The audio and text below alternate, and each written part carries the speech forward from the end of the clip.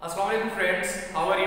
ठीक है, बिल्कुल खैरियत। आज फिर आप लोगों के सामने एक न्यू टॉपिक के साथ, जो हमारी टॉपिक है वो टॉपिक क्या है? Empirical formula. एम्पिरिकल फार्मूला से पहले हम केमिकल फार्मूला को समझते जाएं, क्योंकि एम्पिरिकल फार्मूला और मॉलिक्यूलर फार्मूला दोनों केमिकल फार्मूला के टाइप्स हैं। तो केमिकल फार्मूला को हम किस तरह से लिखेंगे, किस तरह से बताएंगे, बहुत आसान है। कैसे? सपोज अगर हमसे कोई पूछे कि वाटर का फार्मूला क्या है, हम बताएंगे H2O।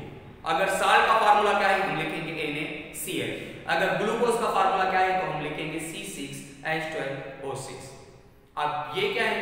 साल्ट, वाटर और ग्लूकोज, ये सब के सब हमारे कंपाउंड्स हैं और उनको फार्मूला क्या है हमारा, जैसे NaCl साल्ट का है, H2O वाटर का है, C6H12O6 ये ग्लूकोज का है। तो केमिकल फार्मूला को हम क्या कह सकते हैं? Symbolic representation of a compound. क्या? Symbolic representation of a compound is called chemical formula. या केमिकल फार्मूला को दूसरे वर्ड्स में भी लिख सकते हैं, a compound which is represented by a symbolic form is said to be chemical formula। यानी जिस तरह से आप लोगों को समझ में आ जाए, अपने वर्ड्स में उसको एक्सप्लेन कर सकते हैं। तो ये उनका टाइप है। अब केमिकल फार्मूला बताया, अब उसके बाद है एम्पिरिकल फार्मूला। एम्पिरिकल फार्मूला हम किसको कहते हैं? That formula which shows the simplest ratio of atoms present in a compound। किसी भी कंपाउंड्स के अंदर सिंपलेस्ट रेशियो एटम का हो, यानी उनके एक्चुअल नंबर ऑफ एटम्स नहीं, जो एक्चुअल नंबर ऑफ एटम्स अगर वो सिंप्लीफाई हो रहे हैं तो उनका जो सिंपलेस्ट रेशियो होगा उस रेशियो को हम कहेंगे एम्पिरिकल फार्मूला। तो मैंने डेफिनेशंस लिखी हैं, उससे पहले ये लिखने से पहले मैं आप लोगों को बता रहा हूं, आप लोगों के पास कॉपी और पेन जरूर होनी चाहिए, क्योंकि ये जो टॉपिक्स है आपके एग्जाम में भी आ सकती हैं और इसके में प्रॉब्लम्स भी आपको समझाऊंगा। पहले ये भी नोट कर लिए, मैं पढ़ता भी हुआ जा रहा हूं, आप लोग उनको आराम से नोट कर लें और मैं समझाऊंगा भी। तो एम्पिरिकल फार्मूला क्या है? That formula which shows the simplest atoms present in a mole और compound is said to be empirical formula। In other words, we can say that the simplest formula that gives the smallest whole number ratio between the atoms of different elements present in a compound। किसी भी compounds के अंदर simplest ratio को हम कहते हैं, किसका ratio हो? एलिमेंट्स का या एटम का सिंपलेस्ट रेशियो, उस रेशियो को हम कहते हैं that is empirical formula. How can we find out the empirical formula? There are some steps to find out the empirical formula. First step is that to determine the number of elements present in a compound, that which element is present in a compound। First step में क्या है? किसी भी compound के अंदर जो element है वो एलिमेंट के बारे में पता होना चाहिए कि कार्बन है या हाइड्रोजन है या ऑक्सीजन है या कोई एलिमेंट अदर एलिमेंट है। तो नंबर फर्स्ट स्टेप में है। नंबर सेकंड स्टेप में क्या होता है? To determine the atomic mass of elements present in a compound, यानी मास हमें फाइंड करना है एलिमेंट का, एटम्स का, जो उस कंपाउंड के अंदर मौजूद होता है। नंबर थर्ड स्टेप में क्या फाइंड करते हैं? नंबर थर्ड स्टेप में we can find out the percentage of elements present in a compound. Steps याद करते जाएं, क्योंकि स्टेप बाय स्टेप ही हम प्रॉब्लम को भी सॉल्व कर लेंगे। ये स्टेप बाय स्टेप स्टेप्स लिखे हुए हैं आप लोगों के सामने, मैं पढ़ूंगा भी मगर बता भी रहा हूं कि थर्ड स्टेप में क्या करते हैं? We can find out the percentage of elements present in a compound. किसी कंपाउंड्स के अंदर एलिमेंट की परसेंटेज, क्योंकि आप लोगों ने देखा भी होगा हर मेडिसिन पे या कोई भी फार्मूला हो तो उस पे उनके अंदर जो पेपर होता है उस पे लिखा होता है, सपोज इसके अंदर विटामिन सी इतनी परसेंटेज है, इसके अंदर कार्बोऑक्सिल कोई भी कंपाउंड अगर हो तो उसकी परसेंटेज लिखी होती है, किसमें 1%, किसी में 2%, किसी में 5%, यानी परसेंट जरूरी होती है। तो थर्ड स्टेप में क्या करते हैं? We can find out the percentage of elements present in a compound. Number fourth step में क्या होता है? To calculate the mole ratio, means number of moles which are present in a compound. Mole ratio हमें find करना होता है number 4 step में। जब मोल रेशियो फाइंड हो जाए तो उसका लीस्ट रेशियो होता है, उसके मोल रेशियो से लीस्ट रेशियो से मोल रेशियो को डिवाइडेड करेंगे, जो आंसर आएगा वो आंसर अगर पॉइंट्स में आ रहा है तो पॉइंट्स में, क्योंकि हमने क्या लिखा है? Atoms of different smallest whole number ratio, अगर वो रेशियो पॉइंट्स में आ रहा है तो पॉइंट्स में क्या करेंगे? उस रेशियो को कन्वर्ट करेंगे होल नंबर्स में। होल नंबर्स में कन्वर्ट करने के बाद जो भी नंबर आएगा वो हमारा क्या होगा, simplest number of atoms present in a compound, यानी वो हमारा एम्पिरिकल फार्मूला होगा। तो स्टेप्स कौन से आप लोगों को नोट भी करने। नंबर फर्स्ट स्टेप है to detect the element present in a compound. First step में that which element is present in a compound.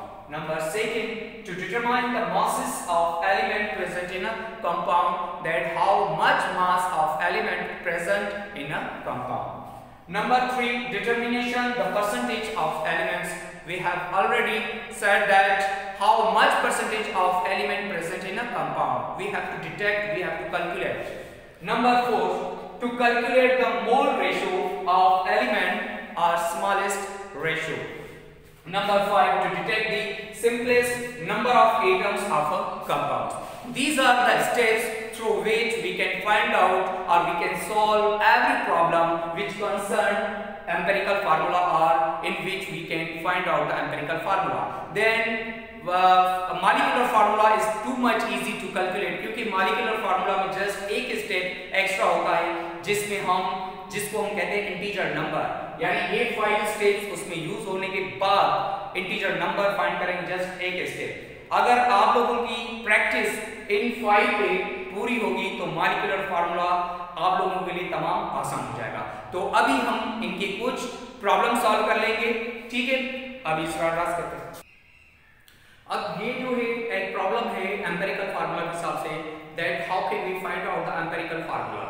मैंने आप लोगों को बताया कि जो 5 स्टेप्स है उन 5 स्टेप्स को फॉलो करना है। फर्स्ट स्टेप में क्या था, to determine the elements which are present in a compound.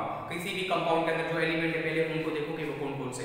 उसके बाद मास, उन एलिमेंट्स का मास फाइंड करना है। Number 3 percentage, number 4 mole ratio and number 5 जो हमें सिंपलेस्ट होल नंबर मिलेगा। अभी इनको देखना है कि ये किस तरह से हम करते हैं। अभी पहले इनकी डेटा बनानी पड़ती है। डेटा बनाएंगे तो वो बोर्ड की साइज कम है, तो हम पहले कंपाउंड्स, क्योंकि कंबस्टेड जो हो रहे हैं कंपाउंड्स किस का यूज हो रहा है, कार्बन डाइऑक्साइड का और वाटर का, क्योंकि कार्बन डाइऑक्साइड से कार्बन का एलिमेंट का मास मिलेगा और वाटर में से हाइड्रोजन का मास मिलेगा। तो हम सॉल्यूशन लिखते हैं, सॉल्यूशन और प्रॉब्लम भी पढ़ते हैं। प्रॉब्लम में क्या लिखा हुआ है, that 1.367 grams of an organic compound, यानी जो कोई कंपाउंड है उसका जो मास हमें मिला हुआ है वो कितना है, 1.367 grams of an organic compound containing CHO, means carbon and hydrogen and oxygen. 3 elements are present in a compound and we have to detect the empirical formula. उसके बाद क्या है, was combusted in the stream of air, जब उसको combusted किया है air में, air it yield 3.002 grams of carbon dioxide। जो कार्बन डाइऑक्साइड हमें मिल रहा है वो कितना मिल रहा है, 3.002 grams, and water कितना मिल रहा है, 1.640 grams of water। Then we have to find out, we have to calculate the empirical formula of that compound। अभी पहले मैंने क्या बताया था फर्स्ट स्टेप में, टू डिटरमाइन और to detect the elements present in a compound. And यहाँ पे लिखा हुआ है कि एलिमेंट कंपाउंड के अंदर कौन-कौन से एलिमेंट है, कार्बन, हाइड्रोजन एंड ऑक्सीजन, यानी फर्स्ट स्टेप यहाँ पे हमारा क्लियर हो गया। नंबर सेकंड स्टेप में है to determine the mass of element present in a compound. First of all हमें जो एलिमेंट्स है कार्बन, हाइड्रोजन एंड ऑक्सीजन, इनके हमें मासेस फाइंड करने हैं। तो क्या है, मास ऑफ कार्बन बराबर है 1 mole of carbon, 1 mole of carbon dioxide multiply by जो हमारा कार्बन डाइऑक्साइड का मास है वो कितना है, 3.002 ग्राम जो हमें मिला है। उसके बाद हम इसको करेंगे 1 मोल ऑफ कार्बन का कितना है, 12, और कार्बन डाइऑक्साइड का मास कितना है, कार्बन का 12 है और ऑक्सीजन का 16, ऑक्सीजन 2 है, 16 और 16 32 में 12 ऐड कर लेंगे क्योंकि दोनों साथ हैं, 32 और 12 टोटल जो मास हुआ कार्बन डाइऑक्साइड का वो कितना हुआ, 44 ग्राम्स। अब उसके साथ मल्टीप्लाई कौन सा करेंगे, 3.002 ग्राम्स। अब ग्राम यहाँ पे कैंसिल हो गया, तो सॉल्व करने के लिए क्या करेंगे, 12 डायरेक्टली मल्टीप्लाई करेंगे 3.002 से, उसका जो आंसर आएगा उसको डिवाइडेड करेंगे 44 से, जो आंसर आएगा वो क्या आएगा 0.819 ग्राम। ये हमें क्या हुआ, मास ऑफ कार्बन मिला। क्या मिला, मास ऑफ कार्बन। अब उसके बाद हम लिखेंगे mass of hydrogen, mass of hydrogen, क्योंकि एटम का करेंगे 2 एटम्स यूज हो रहे हैं, यानी 2 moles of hydrogen divided by mass 1 mole of water, और उसके साथ मल्टीप्लाई करेंगे जो वाटर की हमें मिली है 1.640। हम लिख नहीं रहे क्योंकि ये फर्स्ट स्टेप में लिखा है, आप लोग उसको भी इजीली कर सकते हैं। तो क्या है, वाटर के कितने हैं 2 मोल्स हैं, और उसके अलावा वाटर का फार्मूले का मास कितना है 18 ग्राम्स, और मास कितना हमें मिला हुआ है 1.640 grams.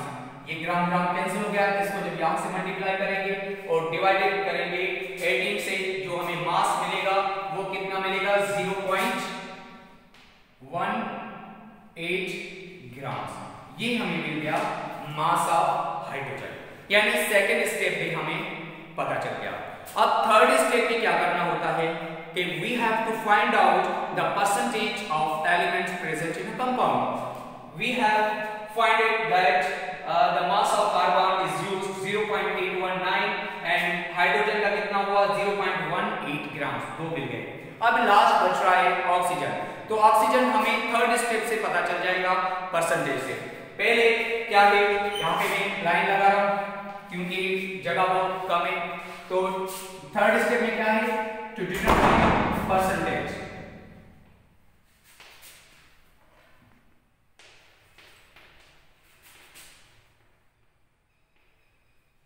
to determine percentage of element present in a compound।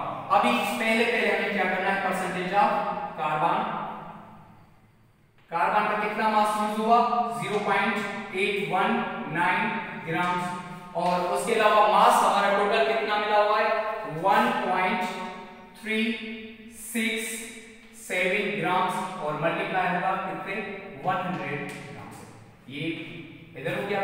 और उसके बाद हमें क्या करना है 0.819 को डिवाइडेड करेंगे 1.367 से, और उसके बाद जो हमें आंसर मिलेगा वो आंसर हमारा क्या होगा 59.9। ये हमें परसेंटेज मिल गई इसकी कार्बन की, परसेंटेज ऑफ कार्बन। सेकंड में हम क्या करेंगे, परसेंटेज ऑफ हाइड्रोजन। क्या करेंगे हम, परसेंटेज ऑफ हाइड्रोजन। हाइड्रोजन का हमें मास जो मिला वो कितना हुआ 0.18, और उसके हमारा जो ऑर्गेनिक कंपाउंड कंबस्टेड हो रहा है वो कौन सा है 1.367 ग्राम, और मल्टीप्लाई करेंगे 100% से, ग्राम ग्राम कैंसिल हो गया। अब इससे क्या करना है 0.18 को मल्टीप्लाई करेंगे 100 से, और उसके बाद डिवाइडेड करेंगे 1.367 से, जो लास्ट हमें परसेंटेज हाइड्रोजन की मिलेगी वो कितनी मिलेगी, परसेंटेज ऑफ हाइड्रोजन बराबर है 13.16।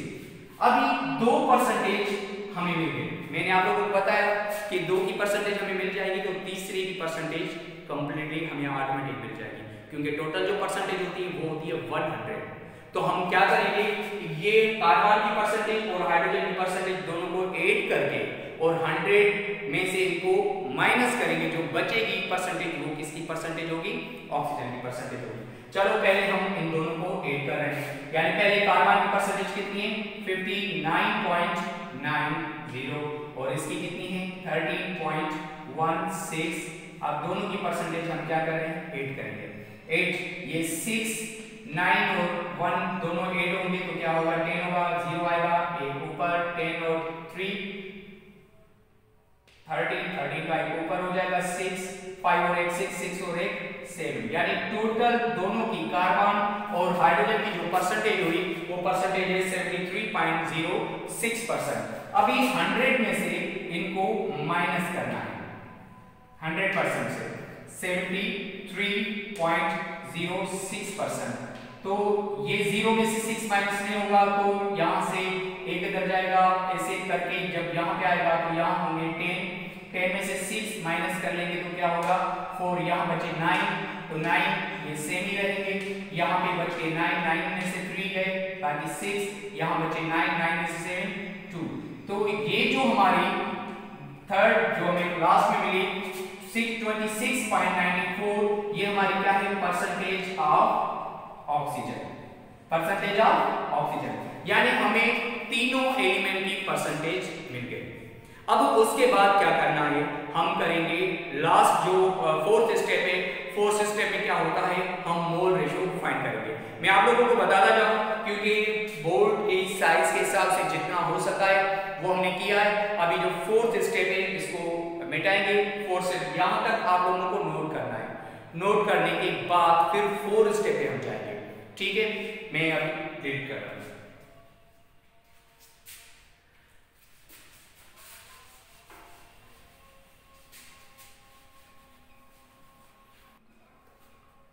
अभी जो है हमारा फोर्थ स्टेप है, फोर्थ स्टेप में हम क्या करेंगे, मोल रेशियो फाइंड करेंगे। क्या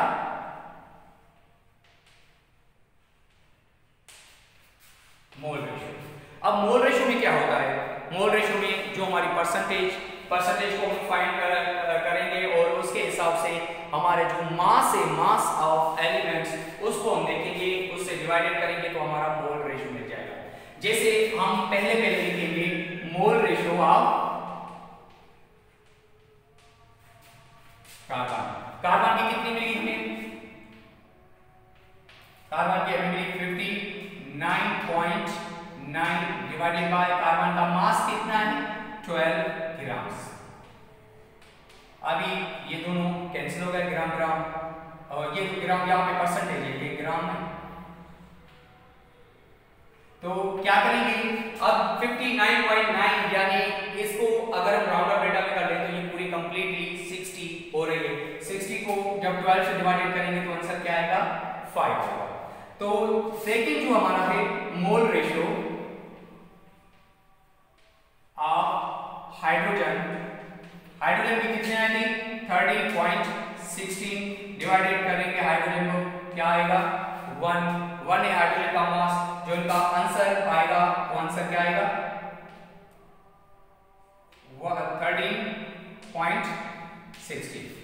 13.16। और थर्ड हमारा है मोल रेशियो ऑफ ऑक्सीजन। ऑक्सीजन का परसेंटेज कितना मिला, हमने लिखा है 26.94 और इसको डिवाइडेड करेंगे। ऑक्सीजन का मास कितना है 16 से जब इनको डिवाइडेड करेंगे तो जो हमारा आंसर आएगा वो कितना आएगा 1.68। ये तीनों का हमें क्या मिला मोल रेशियो, क्योंकि हमने फोर्थ स्टेप में पढ़ा था we have to find out the mole ratio of elements which are present in a compound. मगर उसके बाद ये भी पढ़ा था हमने कि उसका लीस्ट रेशियो लेके इनके मोल रेशियो से डिवाइडेड करेंगे, जो आंसर आएगा वो हमारा पॉइंट्स में अगर आया तो उसको होल नंबर में कन्वर्ट करना है, अगर होल नंबर में आ रहा है तो वो हमारा क्या बन जाएगा एम्पिरिकल फार्मूला। तो अभी लीस्ट रेशियो आप देखिए ये 5 है, ये 13.16 है, ये 1.68 है, यानी लीस्ट रेशियो हमारा कौन सा है 1.6 है। पहले 5 को डिवाइडेड कर लेंगे, 5 ये हम किसका कर रहे हैं कार्बन का, 5 को डिवाइडेड करेंगे 1.68 से तो जो आंसर आएगा वो क्या आएगा 3। और अगर हाइड्रोजन को हम करेंगे, हाइड्रोजन की क्या कितना है 13.16, इसको हम डिवाइडेड करेंगे 1.68 से तो आंसर जो आएगा वो क्या आएगा 8। और उसके बाद है ऑक्सीजन, ऑक्सीजन का सेम है 1.68 और 1.68, इसको जब हम हल कर लेंगे सॉल्व कर लेंगे तो आंसर क्या आएगा 1। यानी हमें जो मोल फ्रैक्शन मिला, एक का कार्बन का है 3, हाइड्रोजन का है 8 और ऑक्सीजन का क्या है 1, यानी रेशियो का आया 3:8:1। क्या ये सिंपलीफाई फर्दर हो रहा है, नहीं हो रहा, क्योंकि 3:8:1 ये सिंपलेस्ट रेशियो है, इसके बाद सिंपलीफाई नहीं हो रहा। तो ये 3 शो किसको कर रहा है, यानी कार्बन के कितने एलिमेंट हैं 3। 8 जो है वो किसको शो कर रहा है हाइड्रोजन, यानी हाइड्रोजन हमारा कितना हुआ 8 और ये जो 1 शो कर रहा है 1 किसको कर रहा है ऑक्सीजन को। तो ये C3H8O this is the empirical formula of a compound. तो ये स्टेप्स है जिसकी मदद से हम आसानी से इजीली से एम्पिरिकल फार्मूला की प्रॉब्लम सॉल्व कर सकते हैं। और सेकंड वीडियो में जो नेक्स्ट वीडियो होगी उसमें हम 2 या 3 या कितने भी हुए उसमें हम एम्पिरिकल फार्मूला की प्रॉब्लम सॉल्व करेंगे। जब वो एम्पिरिकल फार्मूला के स्टेप बाय स्टेप हमें सॉल्व कर लिए इजी हो गया तो उसके बाद मॉलिक्यूलर फार्मूला हमारे लिए आसान हो जाएगा, क्योंकि एम्पिरिकल फार्मूला जब मिलेगा तो उसके बाद लास्ट स्टेप होगा जिसमें हम इंटीजर नंबर फाइंड कर लेंगे और इंटीजर नंबर को एम्पिरिकल फार्मूला से मल्टीप्लाई करेंगे तो मॉलिक्यूलर फार्मूला मिलेंगे। सेकंड लेक्चर तक अल्लाह हाफिज़।